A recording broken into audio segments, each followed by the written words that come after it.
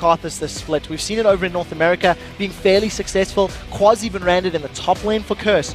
What this does signal from Alliance's composition is they've got strong individual champions that if they engage well, a Cyclone in conjunction with Karthus, you can keep everyone in Defile, and then you throw the Wild Growth down, knocks people up, slows them in that area, it'll work quite effectively. But it does, in my mind, leave Alliance to a little bit of a 5v5. They're not necessarily super strong in smaller skirmishes because of the fact that their team cohesion works very well with all their ultimates. And interesting over with Fnatic there, we saw in our pre-game show the fact that CLG last week ran such a great combo with Orianna and Alistar, with Link and Aphromoo just pulling up the goods every single time with that. We'll see if Fnatic can do that here today. They've been lacking a little bit in terms of team synergy. They've said themselves, in fact, the funny thing is most of the players are saying different things as to why Fnatic aren't doing well right now, and I'm interested to see if we see more of that here today. The biggest thing about that Alistar lock-in on the side of Fnatic is it just signals a very passive lane.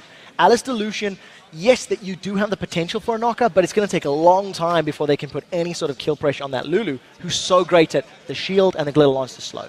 Well, let's crunch the numbers to see how you guys at home voted on this one over at lolesports.com. Looks like 65% of you went with Fnatic to break their slide. Fnatic constantly, throughout this losing streak, have still been voted by the fans at home as favourites. Is it going to work out for them today? I'm really not 100% sure. I think in order for Fnatic to win this game, a lot of the mid to late game is going to be determined by how effective Cyanide can be on Pantheon. I think both teams have got very good synergy in team fights. Both teams can do well in lane, but they'll do different jobs. But I feel like the power of that Grand Skyfall is going to be slightly more effective than Wukong's Cyclone in the opening minutes. Well, we are going to be getting into game here. We'll see if Fnatic can break that losing streak, whether Alliance can pick up a win on an odd-numbered week. We'll find that out here in just a moment as Alliance take on Fnatic, and we get in game, and how are we going to see all this one building off? Do we see any kind of lane swaps coming in with that Irelia in there, or will Wicked be happy to go up against Soaz and vice versa? I actually think Wicked will be quite happy to go up against Soaz. I think the opening levels will be a little bit difficult against Renekton, but thanks to the sustain that Irelia is going to get from her ultimate in the later stages, she should be able to deal with Renekton. In addition, the damage component that she can put down with Wukong gives them quite good kill threat on Fnatic. This is the first time we're seeing Fnatic group up and sort of invade in a long time. It's not that standard cover all the entrances start to the game. And I really like that Fnatic do something a little bit different here at the start, because as they said, it kind of snowballed against them. They lost the game against Gambit where they said, all right, Gambit played better than us. Then it got out of hand, and they need to maybe change something in the game, and they're planning to really refresh themselves. And I think they're not wrong in what they said, that when the first win comes, they're going to get back into a much more comfortable rotation and how they play the game and feeling a lot more confident. It's going to take a lot for them to grab themselves a lead now. I think Fnatic are in a bit of a time bomb. Irelia and Karthus are going to scale very, very well when you get late into the later stages of this game. And I think Fnatic need to try and disrupt that and prevent Alliance getting into a slow farmy start. You mentioned whether or not Wicked was going to go for a lane swap. And I'm not really anticipating it, but this may be a low-level kill threat. Glitter Lance is very strong at the low levels, and Irelia does have that true damage. I haven't seen what he's skilled just yet. Nothing at the moment. I mean, he could go for a slow, so a little bit of a death gank early on. Oh, we'll see that. Jungler on Fnatic side. Cyanide playing Pantheon this time around. Starts off with his blue. That's going to bring Yellow Star and Reckless a little bit later down into this lane. Yeah, they're going to walk straight into Wicked. Yellow Star's the target. Oh, Yellow Star is going to get focused. Can they finish him off with this one? He does, of course, have the flash available, and honestly, Alliance just didn't have the damage there. No, they didn't have the damage or the hard CC. So they tried to make it work. Wicked uses a very early teleport to jump into lane. He's a tiny bit of experience here behind Soaz, which should allow Soaz to get a quick level 2 and hopefully jump onto Wicked. We'll see if it works out for him. Froggen's burned through all of his mana for low-level harass and hasn't necessarily got a lot for it. No, he's forced a few, or at least one pot there, I can say, out of Xpeke. Another thing to mention, Froggen running with that Ignite here. I was actually talking to him last week with Deficio, actually after the show, and he said, if I get this Karthus, I'd love to run the Ignite on him and just go all in whenever I can. It's going to be very difficult to go all in on the Orianna, who can farm from a fairly long range, and thanks to that command attack, she can leave her ball further down the lane, making it difficult for Froggen's Karthus to actually get in range and shut him down. So we'll see how Froggen plays this one out. He's got a lot of his mana back, so he's at least using that passive in the Doran's Ring, but unfortunately, burning through all that mana didn't give him any sort of lane advantage right now. No, Peke still very healthy from that one. Did use both of his pots in those early stages though. But if we look down on the bottom lane, we can see that Alliance have already pushed things up. That harassment coming out constantly from Sivir and Lulu got Yellow Star down to less than half HP. Obviously his heal not going to be massively effective at this point, but at least some sustain in that lane. Yeah, and it's going to actually benefit Fnatic in the long run. If Rekkles and Yellow Star can extend this laning phase and not lose too much CS to Tabs' very fast pushing Sivir, they should be able to get themselves into a safer mid-game. And when you look at the lanes, you've got Irelia versus Renekton top, you've got Karthus versus Orianna middle, and Lulu and Alistar as your supports in the bottom lane. It's actually quite reminiscent of last year, where you had these similar, slower, extended laning phase champions that can, be happy farming themselves into the mid to late game. Well, one champion that's really come to fruition and been successful this year is that Pantheon there. We've seen it time and time again working out, and Cyanide is working his way down. He's not been spotted. Does have his double buff still available. Tabs has got the spell shield, and Nif is going to be able to throw that a damage shield on himself. If Nif gets caught out, this could be a kill threat. The question is, where does the CC come from? It's Yellow Star. Here we go. It is going to be the Pulverize coming in first. Where's the headbutt? Nif actually flashed behind him. There is the headbutt coming out. Nif in all kinds of trouble. Cyanide picks it up with the spear. I'm so happy to see Cyanide make that gank work. What was even better is he managed to land the stun after Nif flashed. He was waiting for Nif to use that flash, and as soon as the summoner spell was used to throw him over Pantheon, Cyanide locked him down. So Fnatic, with a lot of hard CC, they grab themselves first blood. It also goes onto a very gank-heavy jungler. I want to see where Cyanide spends his money. We have seen him go for mobility boots in the past. He may not need or want them at Pantheon thanks to his ultimate though. Incredible stuff there. And Yellow Star himself, I thought it was going to go in with a full headbutt Pulverize combo. Actually decided to flash onto him to get the Pulverize and keep that headbutt for after.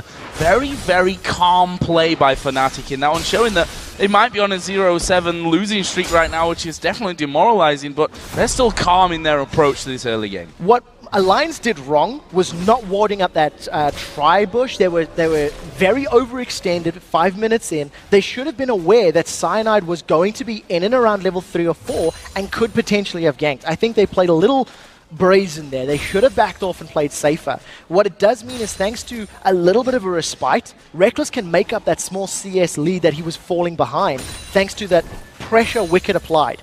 But remember, because Wicked did that level 1 fight, he then burned his teleport, and he's 20 CS down Renekton. Renekton already has a stronger laning phase in these early minutes, and Soaz is playing it very well right now. And I have to say, for Soaz, more than I think any of the other Fnatic members, a win would do so much for his confidence. We saw in that last video how much this 0-7 run is really affecting him right now. I've heard it from him after the show as well, that he's just not in a happy place at this point of things. However, he might be in a little bit of danger here.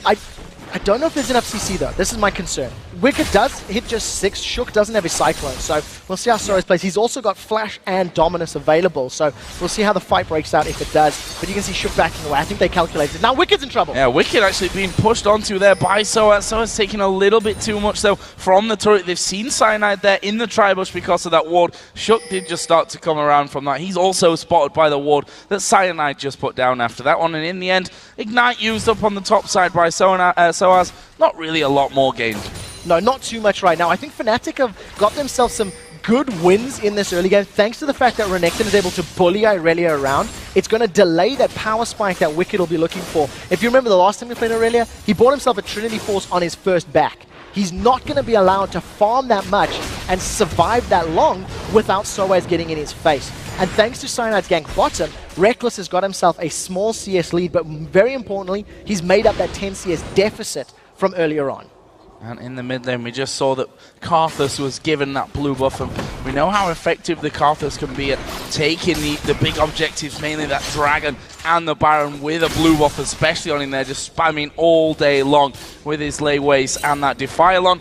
But up until now, he's just going to back off, because he's not actually been back to buy here up until now. When he comes back, Tia and that Catalyst, the Protector coming in, he's going to get that Tia stacking and move up to the Rod of Ages. Now this is a very big warning sign for Fnatic. The fact that both of those items don't offer anything in the way of aggressive statistics. You get a little bit of HP from that Catalyst, and Tia's going to need time to stack before he can eventually upgrade it to become ability power. Alliance want a long laning phase. Alliance are banking on this game going late. So what that means is Alliance cannot afford to give up too many kills, dragons, or towers in the next 10 to 15 minutes while Froggen is still scaling up. Well, so if the team is, got anyone here that can do that kind of thing, it would be Froggen. We've seen that time and time again over his career, where he's played these champions that he's just quite happy to sit defensively most of the time in the lane and farm himself up a storm. We should mention that he's past that level 6 now, so we do have the Requiem available if things get a little bit dangerous over on other lanes. Yeah, we've always got to remember that Requiem. And when you combo it with the damage of Irelia or Wukong, there is kill potential on that one. As it stands, Wicked's gone tanky first, not going for that Trinity Force from the previous time we've seen him. We are 9 minutes into the game. It is on patch 4.2 in case anybody missed it. So that means the middle and top towers no longer have that 20 damage reduction from champions. It was infinite on the previous patch. It was fixed. It's only meant to be for 8 minutes long. What that means is if anybody backs away at the wrong time, because we're getting later in, these towers could drop very quickly. We'll see about that one in the bottom lane. Shuckers, well, I was going to say snuck in there, but he would have if it weren't for the fact that there's actually a ward in that brush, which he's now stood right on top of. I think he realized that one as Fnatic started to just back away a little bit from that middle of the lane in the bottom side, and well, they shouldn't be under too much pressure here. Shuck is simply going to go back, and because of that Cyanide just waiting within reach of that Grand Skyfall to join in on that bottom lane should Shuck actually get involved. In the end, they back off, Cyanide backs off, and we're all back to even. Yeah, once again, it's just a slower extended laning phase. Fnatic, with the first gank that was about 5 minutes ago working in their favor, we haven't seen Cyanide in a lane since then. He tried something top, couldn't find an opportunity. He is being out-farmed by Shook right now. Shook, yes, he tried a gank a moment ago, but he's got himself up to 50 CS. He's got the makings of that Elder Lizard, so he's going to try and hit, say, a damage spike earlier. Once again, top lane's going at it. Yeah, Wicked actually running out of mana from this one. This is what we said last week when we saw it again, that Irelia has this innate problem of you can get in there, do decent damage, but you can't do it constantly. You use your mana pool very, very quickly. And as long as Soaz keeps getting in Wicked's face, Wicked is forced to use his abilities, and we'll see how he handles it. We do see Shook coming in from behind. Pekka's in trouble! Oh, Pekka is in trouble. There is a decoy in the Cyclone, going to catch up Pekka. Shook with flashed away from! What a flash from Froggen! They pick up a kill. That was so well timed. Froggen did lose a lot of health, so they've secured the kill. Nobody's died. Brilliant play from Alliance. I cannot believe Froggen flashed forward. I seen the flash particle and my brain looked backwards. I didn't see him going into Pekka's face. Now Froggen's in trouble from the man drop. Oh, the man drop coming in, but Shook's there. Can they hold him down? Cyanide gets through. Froggen is going to die. Yes, he is, but Cyanide's going with him. That is definitely worth it. Froggen getting himself 2 kills on the board, and that's on a champion that wants as much gold as quickly as possible. He's now already completed his Rod of Ages. It's going to take about 10 minutes to stack fully, and then he can start working towards that Archangel Staff for his tier. That's a very, very good play that is in favor of Alliance. One thing that might be a little bit worrying here, though, for Alliance is that top lane still behind by a considerable amount, and Wicked's had to build that Warden's Mail in fairly early on into this one. You mentioned it earlier that last time we saw him, he farmed up a Storm and actually bought Trinity Force outright on his first trip back, teleported in and then almost got a kill. This time, that's not quite going to be there for him. As Shook's taking a lot of damage in the middle from Pekka. That's actually quite calculated from Shook. He took a lot of damage, but he wanted to go back. He has two assists on his name. He knew the shockwave was down, and you can see Froggen making an arrange for the next wave. So quite smart play from Shook to maximize his time in lane. The one thing I do want to touch on, you just mentioned Wicked and his items. Now we're getting to the point that Irelia is going to start getting more power and more sustain. Fnatic, they've started themselves off an early Dragon. I don't think Alliance are going to challenge for this one, and Fnatic pick it up quite easily. Yeah, actually the boomerang coming across from Tabs only served to help Fnatic with that one, and that was the danger of Shook. He said he wanted to move back, but Fnatic, you have to give him the credit there. They saw that Shook had gone back in that one. They realized there's no jungler around for the Dragon. That's an easy pickup for them. Now, that's also very positive for Fnatic. The last time they faced off against Alliance, Fnatic only got 1 of the 5 dragons in the game. And it was completely controlled by Alliance. Alliance were on the red side that matchup, and they had vision. They were always there to fight Fnatic, and Alliance won many of those engages. The real test for Fnatic will be the next dragon fight, when Alliance will have the rough timing on it, and I'm anticipating them moving into challenge or pick a fight, because they've actually got a very good team in those confined spaces. If Karthus and Wukong get on multiple members of Fnatic and you throw Wild Growth down as well, that's a lot of AoE damage that Fnatic can't necessarily deal with right now. Okay, and then just getting himself that blue buff as well. He's still ahead in that mid lane here. Down the bottom, Reckless in a bit of danger. Are they going to go into him? Ultimate pop there, but there is the CC power of the cow. And there is the culling to keep them back as well. They've done well. The Requiem. Whoa! Whoa! I didn't think it was going to be enough to actually finish him off there. Shook actually killed Peke as well. There was Cyanide to lock them up. I honestly didn't expect that the Requiem was going to finish that off. And neither did Reckless. He completely underestimated that early Rod of Ages and ability power that Froggen has. He didn't use his barrier. It was there. But Reckless said, hey, it's level 1 Requiem, I'm going to be fine. It was level 2 Requiem, actually. Froggen is 11. Now we do see Yellow Star. He actually saved Reckless early on. He's going to flash away. Not in range for Ignite, so Yellow Star gets away. They're trying his best there to finish things off. Didn't have much mana, and whilst they may have not picked up that second kill there in the bottom lane, they've taken out the first turret of the game. That puts them now just 300 gold in the lead as Wicked doing some good damage to Soaz. Does have his Dominus still available with the Flash and the Ignite, and Wicked quite happy to let him get away there. He's bullied him out of the lane somewhat, and he'll be happy to get that farm back, something that he's struggled with up until now against Soaz as Renekton. And I think now is the time when Shook needs to come and help Wicked. Wicked's going to find Soaz, Dominus and Ignite to their Soaz. Decides not to go for it. I just quickly checked rewinding on the PC, and Froggen was level 11 when he threw down the Requiem, and with the base damage of 400, it was more than Reckless's life. So even with his MR to reduce it, the additional AP was more than enough to grab the kill. A little bit unfortunate for Reckless. Summoner spell could have saved his life. Yep, Barrier would have got him through that one, as we are going to see actually Soaz pressured here. We've got Lulu, we've got Sivir, both coming up towards his top lane. Are we going to see them come down from it? Nick getting into range from this one. He's going to land the Glitterland. Soaz going very low. He flashes towards the back of the turret. Tab picks it up at range. Actually, the man drop was cancelled there in the end from Cyanide. He didn't want to get involved. Now, Alliance with better rotations. They've thrown Tabs and Nif to the top lane after they grabbed that tower in the bottom. We talked about how Wicked needed a little bit of help just to make up that strength difference between Irelia and Renekton. It came in the form of their AD carry and duo. Thanks to the kill that they secured, they can also grab that second tower. And we highlighted the fact that damage reduction is gone now in 4.2, and that is 2 very quick towers back-to-back for Alliance. Very, very nice pickup from them, and Wicked building up that Trinity Force nicely now after that early Warden's Mail start for him. Cyanide actually forced away from his jungle there, did get the last hit on that small golem. Fnatic finally replying though as they see the duo go top lane. They are going to be taking their first turret of the game here, down on the bottom side of the map. So that'll even up the gold a little bit, but you can see my Alliance's movements. They've set their targets on Peke. Peke does have his flash. Luckily for Fnatic, there's a bunch of wards in their jungle.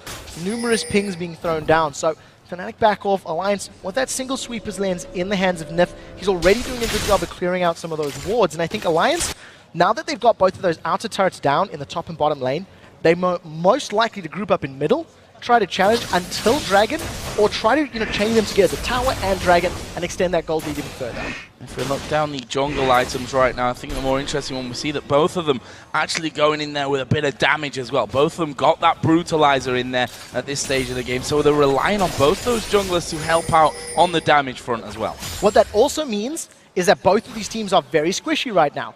Yes, you do have some tanky stats in Soaz in the top lane, but that's really it. A Warden's Mail and the makings of Trinity Force means Wicked is going to be relying on proper positioning and the damage from Karthus and Wukong to help him close fights out. The longer the fight goes, the more difficult it's going to be for any of these carries to stay alive. And speaking of items, we can compare the mid laners at this point as well. That Rod of Ages, which caught us off surprise, and obviously Reckless as well, as he got that first kill down the bottom in there from earlier on. And now that Archangel staff for Froggen, stacking that one up. On the other side, Athene's Unholy Grail is all that Peke has. He's now slowly but surely fell behind in farm to that of Froggen, and also is not matching him in terms of kills and assists. No, definitely not. And I think that's a very scary sign when you consider that Karthus' damage is basically always going to happen. Yes, you can kill him in a fight, but then he just sits there in his passive Death Defied, gets a couple extra seconds to lay waste and use Defile, and then gets the channel on his Requiem. The question is, can Alliance position themselves effectively enough to make use of it? Fnatic responded to the bottom lane push by sending Reckless top, and they've got most of their team in the bottom getting ready for a dragon fight as Pekka is the target. Oh, they're going in towards Pekka. He's at half HP from this one. Are they going to go for that Requiem here? No, they're quite happy with the turret. They're going to force Fnatic off that one. That's all three outer turrets gone here from Alliance, and look at the timing on it as well. Dragon, 5 seconds to go. Alliance are right in position. Turret, then Dragon. Alliance signaled this 2 minutes ago. The way they moved around the map, the fact that they put Tabs and Nif in the middle lane and strung together a bunch of wards on Fnatic's side of the river. Alliance executed it perfectly, and I don't know if Fnatic were anticipating it. I mean, they must have. Reckless was split pushing top. You did have Cyanide relatively close by, but could be Fnatic overestimating the power of that Grand Skyfall. Alliance with Fnatic rather with a decent steal, that's going to deny it from Froggen. They've been spotted though there, and he's maybe going to rely on Yellow, so no, they can't get close enough to that one to even think about taking anyone out. There is a ward actually in the death push, which Nif catches with the sweeping lens, and that will go down. So that was a little bit of vision there that Fnatic will be denied. So the next step now for Alliance, I think, is to grab a couple more sweeping lenses, have 2 or 3 on your side, then get some deep vision on Fnatic's jungle, potentially challenge for blues, or even the reds in this case. And then Alliance can start picking fights as they want to. Because their team does very, very well in confined spaces, that'll work out. This, however, is completely unexpected, and I think they're a little too low level and not tanky enough to survive. Ward actually came over there as well from Reckless, and that's what made them think twice about that one. But I mentioned it earlier, the fact that Karthus, we saw it so often, mostly during Season 2, obviously a bit in Season 3 as well, that Karthus, especially with the blue buff on, just sits inside that Baron pit and they take it down so quickly. Fnatic, of course, know this one, and that's the biggest reason for them at this point, that they need to keep vision of that and not lose out on an early Baron. Now, I don't think Alliance need to force that Baron. At this point in time, they've only got a small gold lead, but they've had better rotations around the map. They've got 3 towers to 2, and generally it's been Alliance making a play and Fnatic responding with the best case scenario. Now, if Alliance can actually start denying vision from Fnatic, you can force Fnatic's hand. They've done the bait once, get ward control and vision control, then do a second bait where you can jump on Fnatic and grab some kills. Yellow start just patrolling that top side of the map there, just to make sure that no one really comes into that area. He can sweep out all the vision. We've just seen him actually throwing down there, even spotting a ward put down next to his, so he'll be able to clear that out a little bit later if they so wish. Right now, though, the target's got to be that middle turret. If we look how low it is, just a couple of auto attacks from Peke will take that one down. Now, we see what Fnatic are doing. They decided not to challenge for the tower right now. They've actually backed away, and I think partially because of the fact they don't have the greatest jungle vision from Alliance, on Alliance's jungle. So Fnatic gonna back away. That's a good distance. That's a flash from Shook. Oh, this is bad news for Peke. There's a wild growth actually coming down there in the second knockup. Now it's Yellow Star that's in trouble. Half of his health shredded away from him. He'll flash over the wall. Have they got anything to follow? They did have flashes to follow up, but they decided not to follow in there with Cyanide actually patrolling on the top side. Well, they may be able to bully him completely off this tower. The damage was done. Alliance didn't need to chase for the kill because Yellow Star can't defend. He's got no flash, no ultimate, no engage, and this allows Alliance to grab another objective. That was an instant initiation from Shook. He was not afraid to pull the trigger, and they're not stopping Alliance on the turret. Fnatic have to wake up to this one. Soaz has come around the back, but they're losing that inhibitor turret. Alliance making such a big positional play. Did Fnatic maybe make a positional problem for themselves in that one? I think that was definitely part of it. Alliance are not waiting. I thought that Alliance were going to play a little bit more patient, allow that Irelia to get items and Froggen's Karthus to scale up. Alliance decide that they don't need to because you've got the Rod of Ages and that Archangels, plus the initiation power of Wukong. it allowed Alliance to get some very good engages. They're not done yet. That's a great wall of pain. That's a massive wall of pain coming in. The shockwave went down in the back. Froggen's going to die here, but he's still got that Requiem available. And here he comes. Is he going to be able to mop up them all? Oh, he is going to be able to. So many kills coming down. A double kill in the end coming out for Shook. And that is an ace. And I tell you what, there's no inhibitor going to be left there in just a second. 25 seconds on this one. Have they got the damage to finish it here? I don't think there's enough minions for them to work this out right now, but that is a brilliant play from Alliance. They've mitigated that middle game lack of power by using a great on the hunt from Sivir. She throws her ultimate down, gets Wukong and Karthus to dive all the way into the fight, and Froggen, saving his flash from killing Yellowstar earlier, got into a great position, got to file down on so many members of Fnatic. Take a look at this, the shockwave. Yes, it held Wicked in it back for a little bit, but they weren't the threat. Tabs is under no pressure at all. Nobody's jumping onto him. Soaz is doing the best he can to deal damage to the carries diving his backline, but he just doesn't have the tools, the damage, or the ability to hold Alliance back. And that was a great engage from Alliance.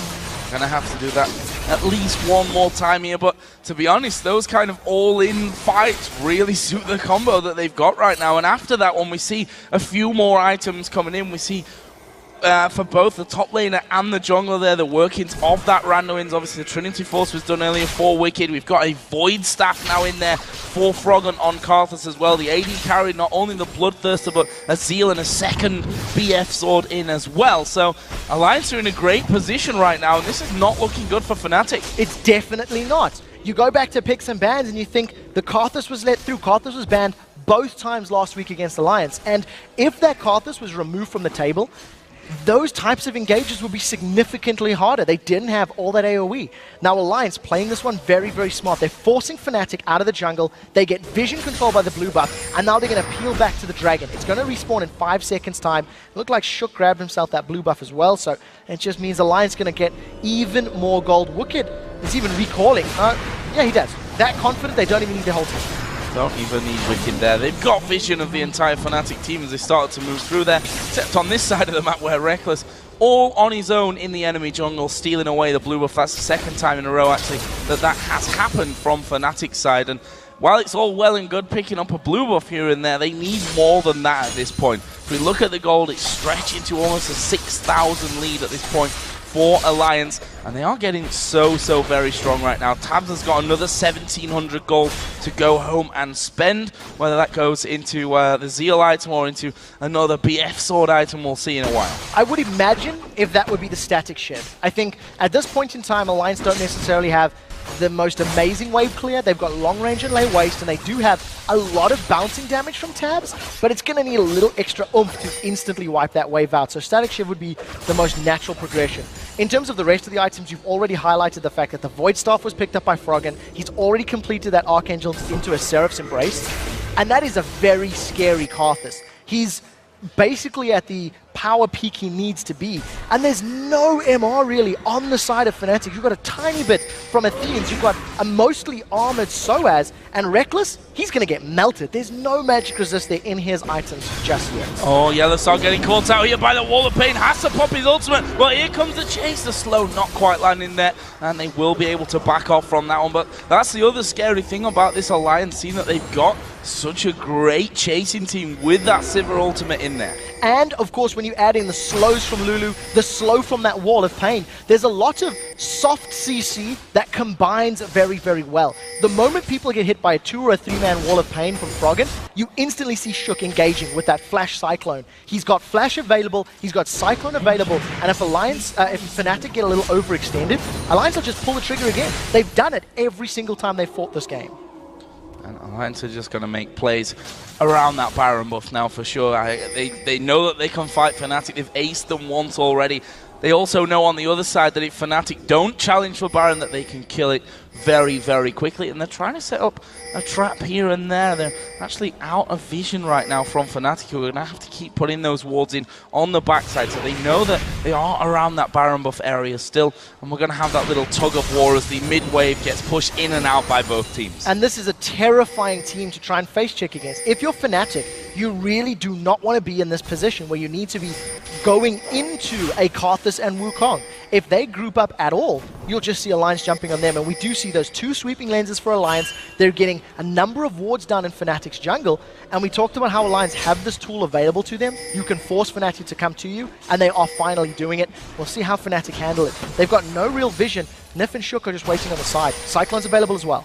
You see how scared they are there. Cyanide kind of walking forward and backwards. Yellowstar had the ball on his head right there. That's some good damage down on towards Shook and Nif, but they've caught Soaz out here. Wall of Pain going to go down. I'm not sure that Soaz will be able to escape this one as he pops his dominance. He's going to flash away as well. He's doing nothing really but buying time for his team, but I also say buying time really for what here? He is going to fall finally for Wicked, and the rest of his team, all they've really done is gain more control of that mid by pushing the wave out a little bit. All what Fnatic would have needed to have done has caught out members of Alliance. If they could have traded 1-for-1 in that situation, it could have allowed Fnatic to potentially challenge this Baron. Now, because Fnatic are behind, they may have to challenge this anyway. They simply cannot give up a Baron uncontested. Cyanide has the opportunity to steal, but this is going to be very, very difficult. Froggen is peeling on the side. Oh, they're going to go straight in there. Is actually the kill on towards Froggen. He's going to have to put down an early Requiem this time, but he's going to do it anyway. I'm not sure it's going to pick up kills on its own, but they'll be able to surely mop up afterwards as Wicked gets the slow. Yellowstar headbutts him straight back out of there, and in the end, Alliance lose Froggen. Fnatic get a 1-for-0.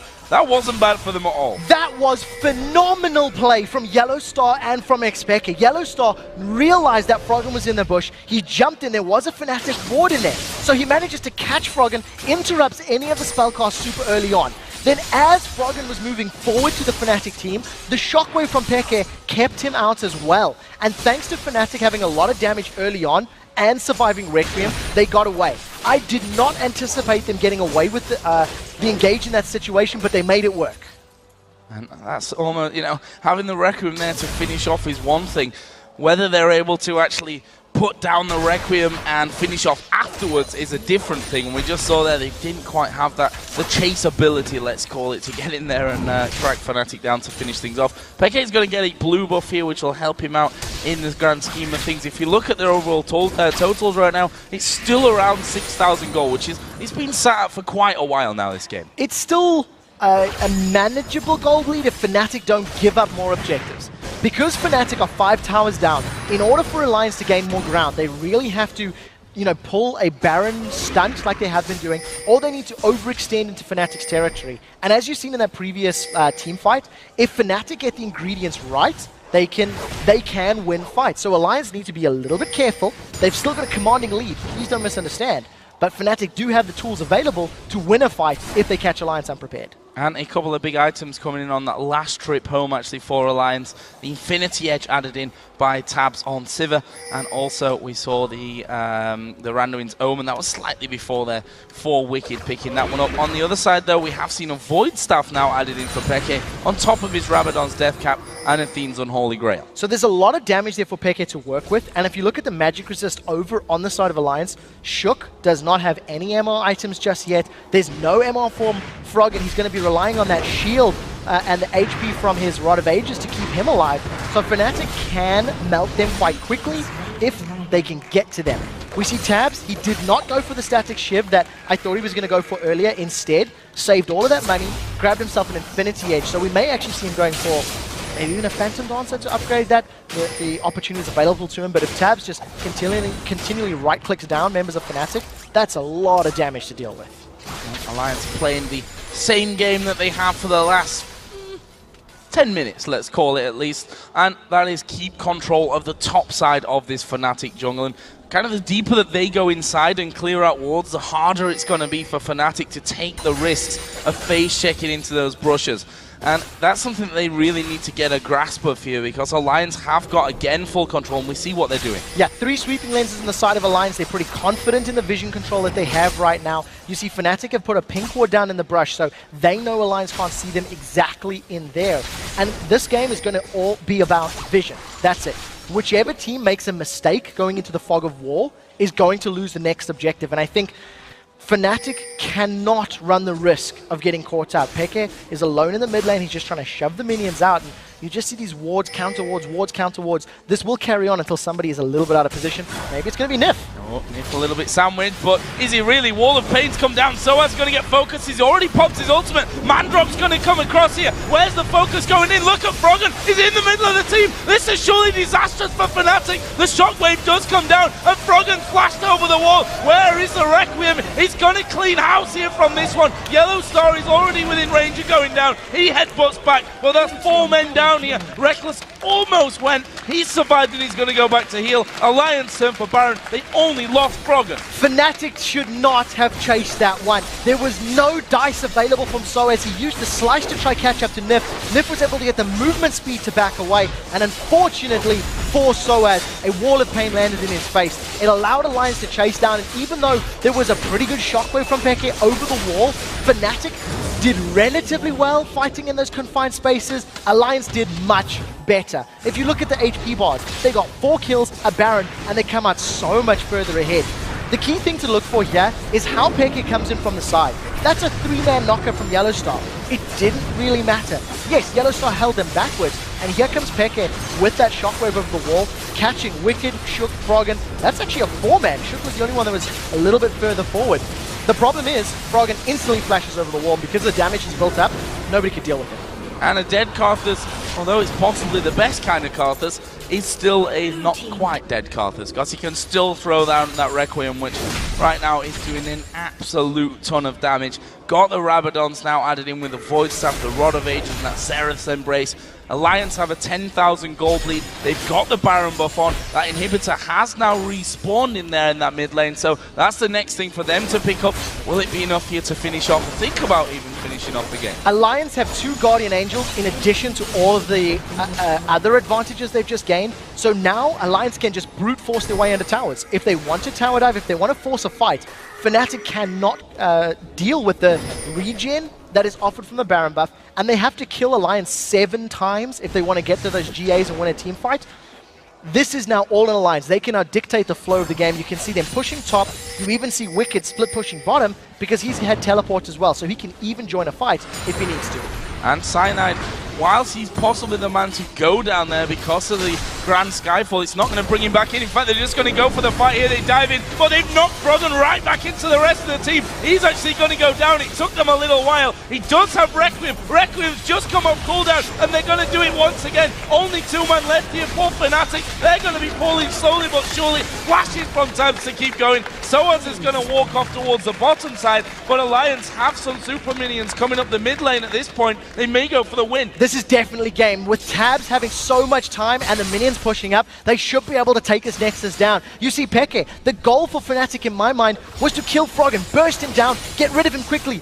Peke never got to use his shockwave. It wasn't even cast in that fight. So as the last man standing for Fnatic, Wicked completely disregards him. He's on the Nexus turret, and the rest of Alliance should clean up. It looks like there are 3 men there, but 2 of them have got GAs on, so even if they die to the turret hits or 2, Soaz, one of them is not even going to do here. It doesn't matter. Alliance going to go in there, take down the Nexus turrets, and keep up their miserable run here from Fnatic and for Alliance, proving that odd weeks aren't always bad.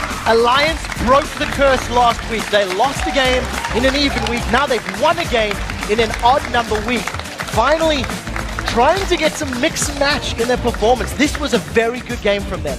I was baited into expecting a slower lane phase, and they just never, ever went there. They had hard engages, Shook fought out Fnatic many times, and that was a very good performance from the team.